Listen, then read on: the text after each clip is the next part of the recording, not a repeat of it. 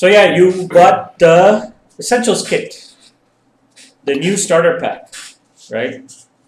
Yes, I did. And this just came out like super last month. excited. I don't know the exact date when it came out. It just came out, I think, 2 weeks ago. And this, I got really excited, and I already like removed the plastic of it as soon as I bought it. I got into the car and it nice. comes with. The main reason I picked this up is because of, if you can see over there, it's the other. Ages 12 and up. It's 2 to 6 players. Okay. So the best part about this is you can play with just one player, As DM and player. So that's what 2 players means. 1 DM, 1 player. Yes. All right, that's good. Yes. That's nice because I do remember my wife tried playing my this wife starter. not into this game, and I really want her to get into this game. I'm gonna try to run a one-on-one game with her using the Essentials kit. And the biggest challenge I'm going to be facing is I'll need to translate everything in Hindi or Urdu for her. So she understands the game. But you can always create your own monsters, right? In Urdu, you can just give them a different name. True. The thing is though, I was reading about this new starter kit. They're replacing it because the previous one, Lost Minds of Philander, Patent Deliver. Right here. Yes, that one. I also have it somewhere, but I don't know where. But yeah, that one is kind of complicated to run a little bit. It doesn't seem like a pure starter set, right? You still need to be quite experienced to just know how to play, or at least DM it. It's harder to DM for new players. They made it a better for DMs to run it, but till date, this is the best written module from Wizard of the Coast. Really? In your opinion, though? No other module has actually, not just my opinion, I've actually read it online from a lot of people as well. Yeah. Last Minds of Fandelver is one of the best written modules, according to a lot of DMs and players. Have you played it from start to finish? The story, I've run it from start to finish. I haven't played it. What level does it go till? 6? 1 to 5. Okay. I mean, I remember I played in somebody's game online as well, and it was alright. But we had like 6 players, and they were kind of experienced. So maybe that's why it wasn't as much fun. It kind of dragged on a bit.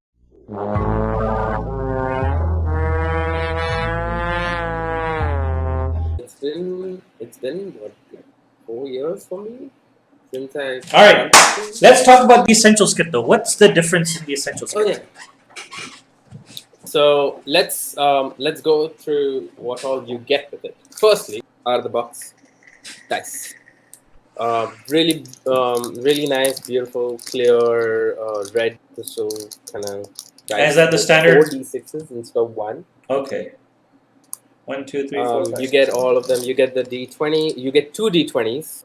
Oh. You get 1d12, 1d4, 1d10, and the other one for the percentile, and you get 4 d6s. Okay. The adventure book, which goes from level 1 to 6. This adventure, from a quick glance, which I got in the car when I bought it, is beautifully written. I feel the paper of this book is also like premium quality paper compared to, I've got, for example, I've got 2 Months Annihilation book right over here. So like this paper is like a little thinner, which kind of makes sense. If they make the paper as thick as in the Essentials kit, this book would have become much more like fat, much more thicker book. But what's it called? This campaign? Dragon of Icespire Peak. Okay. Looking at the picture, I believe the players will be fighting a white dragon. Ooh. What? At level 6? Yeah. I think it's a young white dragon. Okay. I'm not sure. That's a pretty cool Probably. image He on top. looks young. He's not looking that big. Oh, did they give you but a DM screen with this? yeah, actually, let's go through all of these things and then we'll go in the book. You Okay. get these cards basically. If you can see, I'll show you one of them. So this is a magic item card, and you've got, like, for example, +1 battle axe, Ooh. which you can tear open. You can tear it, and you can put it into this box they've given, which opens up, and you can place all of these cards into this box and keep it safe. Oh, that's perfect, man. So you don't have to like write out, okay, now you found a scimitar 1d6 and blah blah on your screen. Like it's much easier to hand it out. So you get not only the you have these, you've got conditions as well, like restrained, prone, poisoned, unconscious, stunned. Then you've got quest cards. So the quests they'll find are also mentioned on these cards. Really? So the quest they take, you can give them the card and tell them, okay, this is the quest you're on. So they don't have to write anything down then. Nice. Yeah. I feel they still need to write down other information. Well, yeah, like the names of people they meet and stuff, but so they don't forget what they're doing. Magic items even includes potion of healing. Oh, fantastic! You only get you get. So when they use 4 or 5. Good. Over here, I've got 1, 2, 3, 4, 5 potion of healing, 1 potion of greater healing, which and it's written over here 2d4 plus 2, 44 plus 4. And whenever they do use it, they can hand back the card to the DM. Fantastic. When they've used it. That makes sense. That's good. What interests me the most out of these cards is this. NPCs? This is the companions. Companions. These are sidekicks. So when you're playing a one-on-one game, like I mentioned, which I will be with my wife, depending on who she chooses, she will come across these NPCs or sidekicks in the city, who she will choose to go on the quest with her, or they will offer their services to her. And what they suggest in the book is each of them have their own, abilities. For example, we have the human spellcaster, we have a human expert. Expert is probably a rogue, I believe. Okay. We have a moon elf warrior. We have light halfling spellcaster, another expert, another halfling warrior. Where does she? So where is she supposed to meet these? Like, are they all randomly? Like, if she goes into a tavern, she meets one of them. I believe, since I've not really read the book, I believe they will be meeting up in Phandalin. But are they all scattered differently? Like, is it different for everybody, or does she get to choose, like, out of all of these people, I choose to adventure with this one? Or is it like, how would it work? No, the most probably, I think, to make it easier for her, what I would do is I would probably have all of these, there are 9 of them, I would have them meet her in the tavern. All having a drink around a bar. Yeah, and whoever she likes. Will be like, oh, you can take on the quest with you. Got it. And she can speak to individual of them, and then whoever's personality she probably likes, or whoever she feels is going to be useful. So they all, so they all have their little mini character sheets on the back of their cards. Yes. Yeah, so they've got a little bit of information about them, including the personality, ideal, bonds, and flaws. All right. All of them have got this really interesting flaws, which will bring a lot of life to the characters. I believe, they even level up. So they're all level 1. They even level up along with the players. They're all level 1, and they all level up along with the players. Okay, interesting.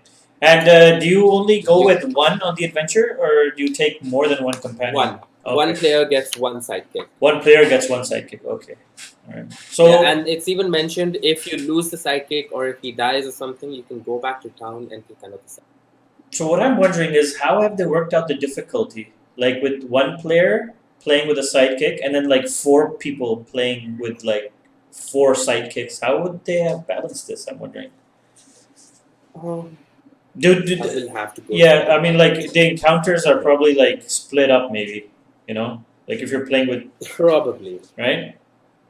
I would hope so. Probably. Yeah. I hope so too. I don't want my first and veg to do Well, anything. that's what the DM is for, I guess. You're supposed to balance this out. Yeah.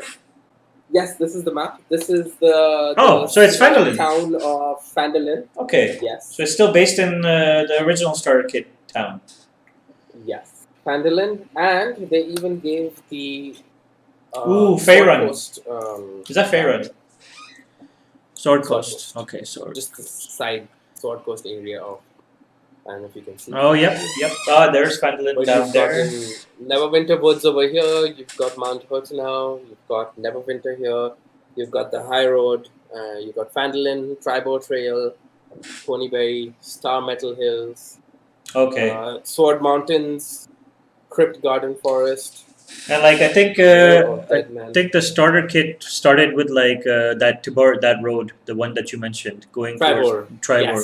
Yes. The adventure starts with player heading from Neverwinter to Phandalin on Tribor Trail, and that's where they get attacked for the first time in the first adventure. All right. What about, so how far have you read? I haven't read at all the Essential Kit. I think I just read the first 2 pages where it explains the DM, which we will get back to the book. I still have a lot of things in the box which I need to show. Let's do it. Which is this. A DM screen. Aha! Nice! Let me show. Ooh. So that's like the new, this specific campaign. Nice. Yes. That's pretty good. It's not as heavy quality as the other DM screens that we have. Like, for example, this one, which I have right over here. Oops, almost gonna fall. This is the remastered DM screen, which I have here, which I use when I'm running. Of course. Games face to face. Yeah, this is obviously sturdier. This is thick. You buy it separately, yeah. Screen. I can hit people with this. The player really pisses you off. Yeah, he's like, ah! But this one is really thin. Okay. Well, yeah, it's at least you get a DM screen with all the details, right? It has all the information. Exactly. It has everything. It's got they've even mentioned long jump, high jump, reminding you on concentration when players are casting concentration spells. Okay. You've got conditions over here: blinded, charmed, deafened, frightened, etc. This helps not only the DM but even for the DM to like explain it to the players. Oh yeah. Sometimes players ask questions from left field, and it's good to have references right there in front of you. Yeah, like if a giant is standing in front of me, how tall am I? Am I near his toe or am I coming near his knee? So I'm guessing like even a new DM could pick this up, right? And DM for the first time as well. Like this is like one of those just pick and play 100%. Off the bat, right? I think that's what they've tried 100%. To do.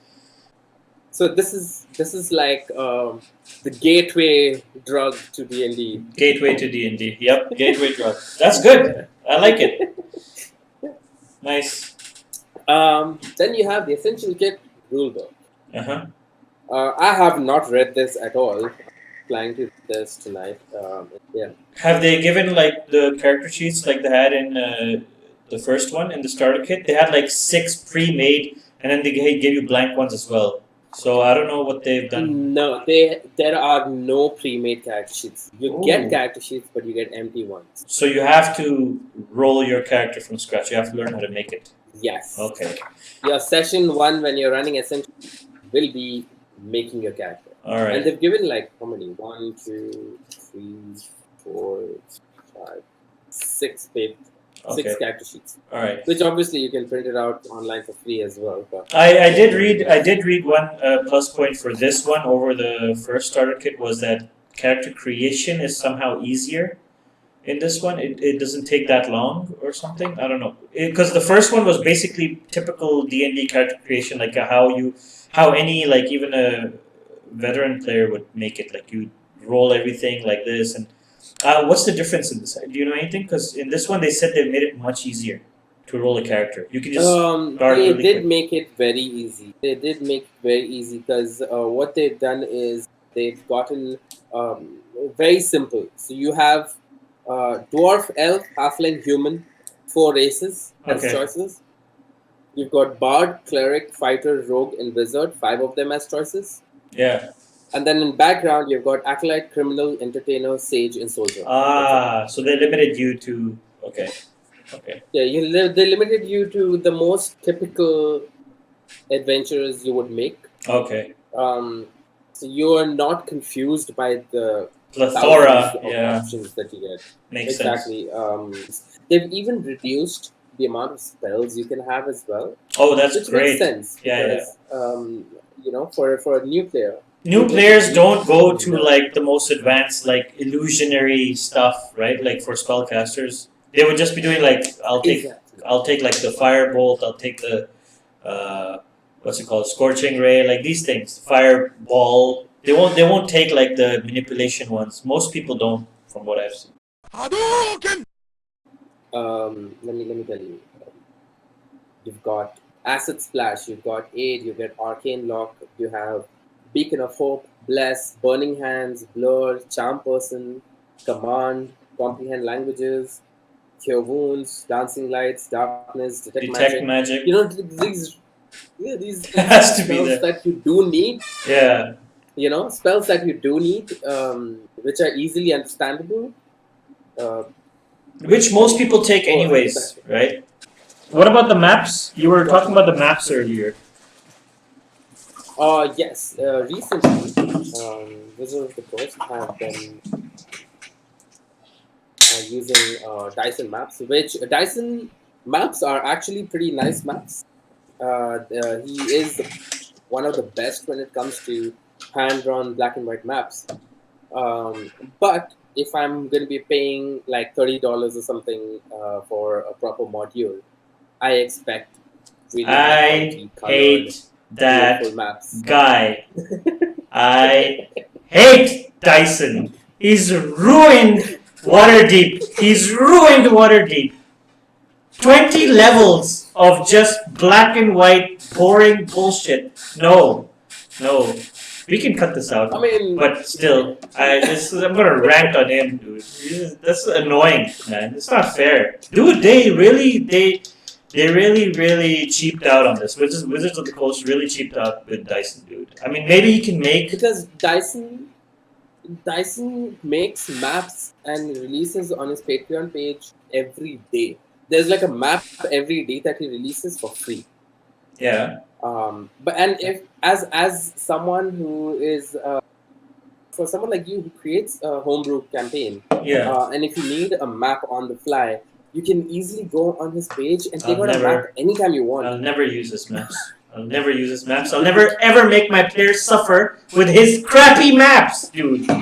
Who in their right mind would pay for his crappy ass? Even if they're free, I would not use them, dude. This guy's a lazy good for nothing, man. All he does is draws like lines and like little rooms with his little pencil and puts a grid on it, and then he's like, yeah, there you go. Why did Wizards of the Coast hire him, dude? That's really ridiculous. Wizards really made it bad. And I heard they did the same with Avernus. So he's made Avernus maps now? Yes, this is interesting. But I just realized something. You will not be really happy with these maps as well. So Dyson, like you said, Dyson made these. I think Dyson made these as well because they might be colored. But that's fine. But it's just empty rooms. I mean, that still looks better than just the pure black and white, no texture, nothing maps. In Mad Mage? Mad Mage maps were ridiculous, man. I mean, regular people actually had to go out and make the maps for him. And like you did, like you're the DM of our Mad Mage game, you actually ended up replacing his crappy map at level 6. And then you had to repin, because we play in Fantasy Grounds, and you had to redrag the pins and all the images and everything to play on this colored player-made map. Which is, we shouldn't have to do that since we paid for the actual game. We paid Wizards of the Coast for something. It's not good. So yeah, I mean, for a beginner, this is fine. Even in this, like it's a small game. This one, it's a small campaign, so it'll be all right. True. But I still don't understand Dyson. So all right, we'll move on from Dyson. creatures as well. It's really nicely explained for the DM. Uh-huh. You have a section explaining Just like a mini monster vulnerabilities, manual. resistance, and immunities. Okay. Yes, you have all the monsters that they will be coming across at the end of the adventure book. Okay. So you don't need a monster manual when you're running this book. Okay. It's a standalone kit. That's good. Yes, yes, including the young white rabbit at the back. Ooh. How many hit points? How many hit points? No, I didn't say that to you. Hey, I bought it too. Wait. But now I regret buying it though because of the Dyson thing. Yeah. Well, good. So that was everything in the kit, right? We had the dice. Yes, We had the that's main everything campaign. in the kit. All right, awesome. It sounds like this should be better than starter kit. I mean, let's see how the campaign itself is. I haven't seen any reviews yet of how like people played and like what it was like. But all I heard is Yeah, less then we've seen the complicated. reviews as well. It's less complicated. It is Because much less. Lost Mines, there was a lot of things you could do. Just in Fandolin itself, you could go and like side with these people, like the Red something. I don't know. There's a clan, and there was some other people you could investigate. Like there's like 5-6 things you could just do, starting in Philander. Philander. I keep saying Philander. Fandelver. Fandelver. So like it wasn't just one straightforward campaign. I think this one they might have just made it like you have this mission, that's all you do. So that's probably better for starters, right? Even if it's a railroad, it might be better that way. Yeah, I have a feeling. So it's not really Okay. how the players end up going. So when they meet up at the tavern or whatever, there is a quest board, and at level 1 there are 3 quests on the board, and the players can choose which quest they want to go to. Yeah. And they go and they come back, and when they are level 2, there's separate set of quests on the board, and all of them lead up to one thing, which is fighting the white rabbit. Mm-hmm. Okay.